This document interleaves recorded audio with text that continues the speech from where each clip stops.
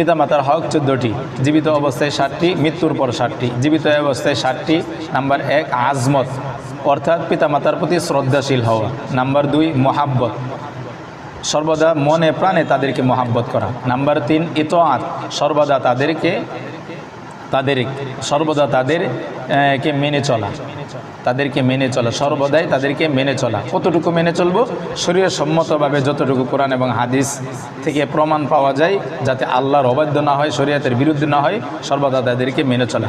Number 3 ইতআত। Number 4 Khidmat, সর্বদা তাদের খেদমত করা, সাধ্য অনুযায়ী তাদের খেদমত করা। নাম্বার 5 রফিআ হাজাত, সর্বদা তাদের আরাম আয়েশ পৌঁছানোর চিন্তা ফিকির করা, চিন্তা ভাবনা করা। নাম্বার 6 ফিক্রে রাহাত, সর্বদা তাদেরকে আরাম পৌঁছানোর ফিকির চিন্তা ভাবনা করা। নাম্বার 7 গাহ উনকি জিয়ারত, মাঝে মাঝে তাদের সাথে সাক্ষাৎ ও দেখাশোনা করে খোঁজ খবর নেওয়া। এটি হইল জীবিত অবস্থায় 60টি। আবারও বলছি, জীবিত অবস্থায় 60টি। নাম্বার 1 আজমত, অর্থাৎ পিতামাতার প্রতি শ্রদ্ধাশীল হওয়া।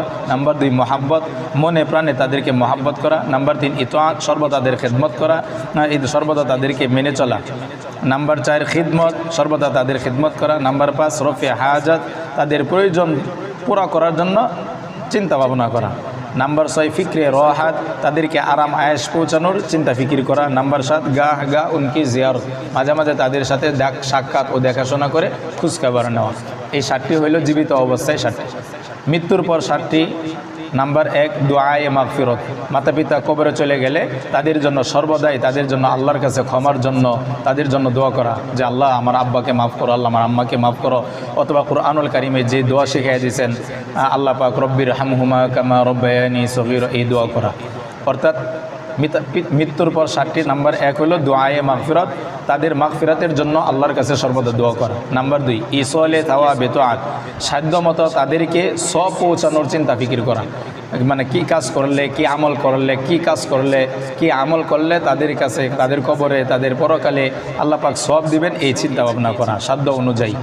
নাম্বার 3 ইকরামে আহবাবে ও আহলে করবাত, তাদের দুস্থ আহবাব বন্ধু বান্ধব যারা আছে তাদের আত্মীয় স্বজনকে সম্মান করা।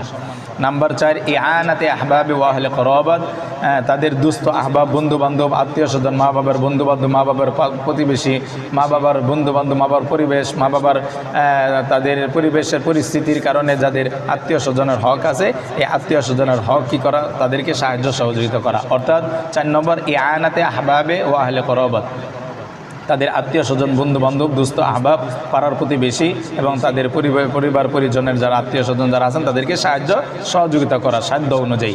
নাম্বার 5 আদায় দাইন ও আমানত, মাতা পিতা মারা যাওয়ার আগে যদি কোনো আমানত রেখে যান অথবা ঋণ রেখে যান, সাধ্য অনুযায়ী আমানত এবং ঋণ পরিশোধ করার চিন্তা ফিকির করা।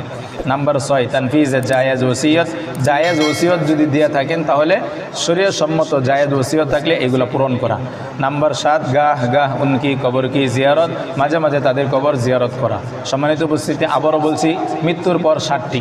নাম্বার 1 দুআয়ে মাগফিরাত, তাদের মাগফিরাতের জন্য দোয়া করা। নাম্বার 2 ইসলে তাওয়া বেতআত, সাধ্যমতো তাদেরকে সওয়াব পৌঁছানোর চিন্তা ফিকির করা। নাম্বার 3 ইকরামে আহবাবে ও আহলে করবাত, তাদের দুস্থ বন্ধু বান্ধব আত্মীয় স্বজনকে সম্মান করা। নাম্বার 4 ইআনাতে আহবাবে ও আহলে করবাত, তাদের দুস্থ আহবাব বন্ধু বান্ধব পাড়ার প্রতিবেশী তারা যারা মা বাপ যাদের সাথে উঠা বসা করতেন, সম্পর্ক রাখতেন, তাদেরকে সাহায্য সহযোগিতা করা, সাধ্য অনুযায়ী সাহায্য সহযোগিতা করা। নাম্বার 5 আদায় দাইন ও আমানত, মাতা পিতা যদি আমানত রেখে যান অথবা মাতা পিতা যদি ঋণ রেখে যান তাহলে সাধ্য অনুযায়ী শরীয়ত সম্মত অনুযায়ী আমানত রেখে গেলে আমানত পুরা করে দেওয়া, আমানত রেখে গেলে আমানত দিয়ে দেওয়া অথবা ঋণ পরিশোধ করে দেওয়া ঋণ রেখে গেলে। নাম্বার 6 তানফিজে জায়েজ ওসিয়ত, কোরআন এবং হাদিসের আলোকে শরীয়ত সম্মত ওসিয়ত যদি করে থাকেন তাহলে ওসিয়ত পূরণ করা। নাম্বার 7 গাহ উনকি কবর কি জিয়ারত, মাঝে মাঝে তাদের কবর জিয়ারত করা। সম্মানিত উপস্থিতি, আলহামদুলিল্লাহ আমরা এই 14টি হক সম্পর্কে আমরা জানতে পারলাম। মৃত্যুর পর 60টি, জীবিত অবস্থায় 60টি। এই 60টি হক জীবিত অবস্থায় 60টি এবং মৃত্যুর পর 60টির জন্য আল্লাহ পাক রব্বুল আলামিন আমাদের প্রত্যেককে, বিশেষ করে আমাদের মুসলিম উম্মার যুবক যুবতীদেরকে আল্লাহ পাক রব্বুল আলামিন 60টি এবং 60টি, মৃত্যুর পর 60টি, জীবিত অবস্থায় 60টি, এই হকগুলোকে আদায় করে চলে আল্লাহ পাকের রেজামন্দি হাসিল করে জাহান্নাম থেকে মুক্তি পেয়ে জান্নাতে যাওয়ার মতন আল্লাহ পাক রব্বুল আলামিন আমাদের সবাইকে কবুল করেন। সকলে বলেন আমিন।